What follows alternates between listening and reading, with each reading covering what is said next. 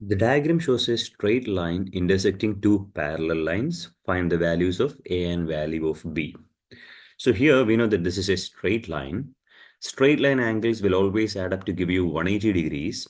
So if this is 38, A will be 180 minus 38. So 180 minus 38 will give you 142. So angle A will be 142 degrees. If this angle A is 142, angle B will also be 142 degrees. The reason is that they both are alternate angles. So A part is done.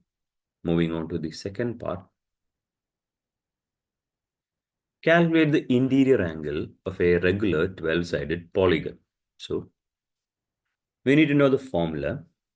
Exterior angle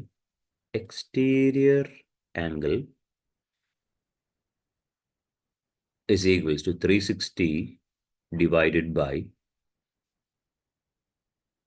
number of sides.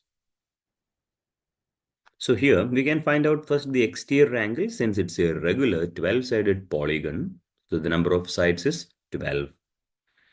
360 divided by 12, which will give me 30 degrees. So I got the exterior angle as 30 degrees, but the question is to find out the interior angle. And we know one more formula. Exterior plus interior angle should always add up to give me 180 degrees. So we already have the exterior angle is 30. 30 plus what should I add in order to get 180? 30 plus 150.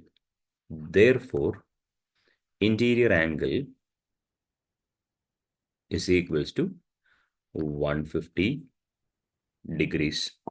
So just two formulas you need to know from this. Exterior angle is 360 divided by the number of sides, and exterior plus interior is equals to 180 degrees.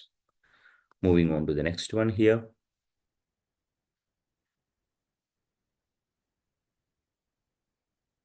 The diagram shows a circle with center O. The points M and P lie on the circumference. You can see M and P lie on the circumference of the circle.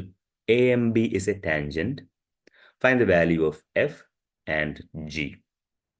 Now, we know if this angle over here, if this angle is 56 degrees, the angle formed here will also be 56 degrees because of alternate segment theorem.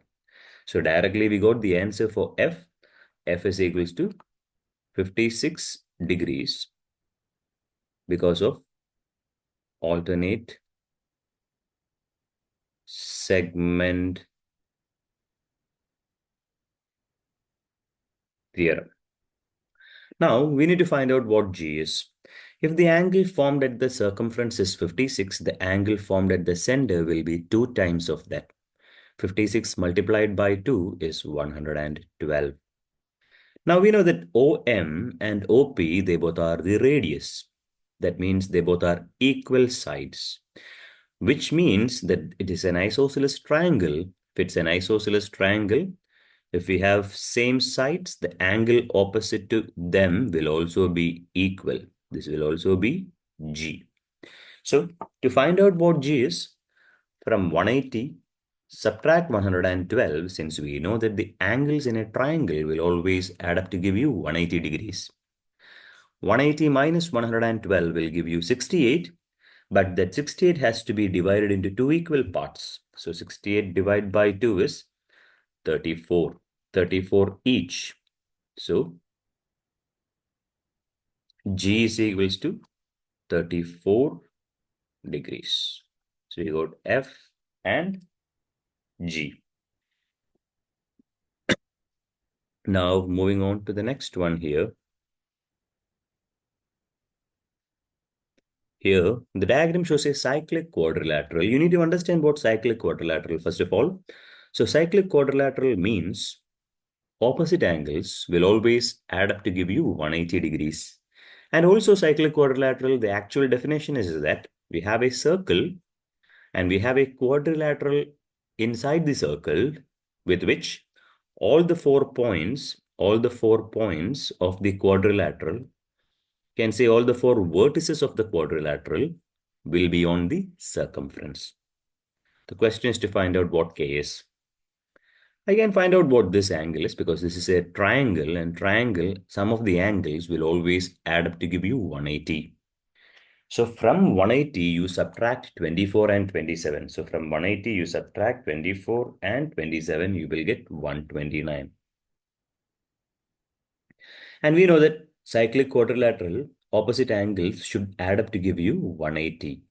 Therefore, K will be 180 minus 129, which will give us 51 degrees.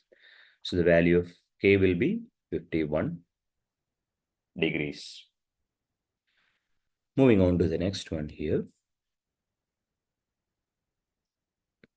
That's it. The next one is the third question. I'll make another video for that. So hopefully you understood this. Most of these questions were from circle theorems and geometry part as well. If you have any doubt, feel free to write it in the comment box. Thank you for watching.